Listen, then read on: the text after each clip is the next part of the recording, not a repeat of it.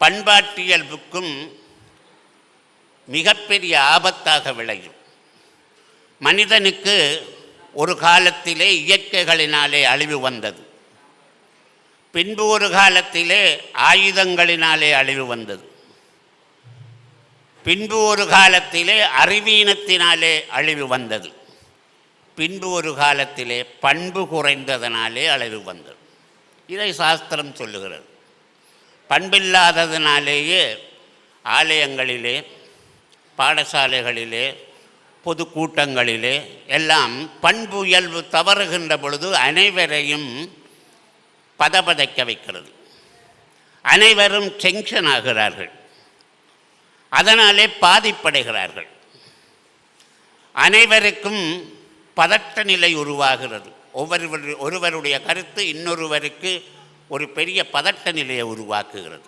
ஏனென்றால் பண்பு இயல்பு குறைந்து விட்டது. அதற்கு காரணம் பெற்றோர்களை போற்றுகின்ற, ஆசிரியர்களை போற்றுகின்ற, குருவை போற்றுகின்ற, ஆலோசனை வழங்கத்தக்க பெரியவர்களை போற்றுகின்ற இயல்பு குறைந்து குறைந்து வந்துவிட்டது. அந்த குறைவு வந்ததனாலே பண்பு இயல்பு இல்லாமல் போய்விட்டது. இனியவ உளவாக இன்னாத பேசல் கனி இருப்ப காய் கவர்ந்தற்று.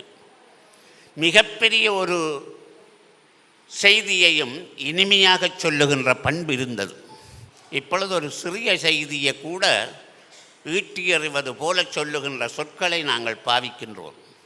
அது இப்பொழுது உள்ள பிள்ளைகளுக்கு பண்பு இயல்பை நாம் பெரியோர்கள், ஆசிரியர்கள், குருமார்கள், பெற்றோர்கள் வழிமுறைப்படுத்த வேண்டும். அந்த வழிமுறைப்படுத்தல் தான் இந்த போற்றுதல்கள்.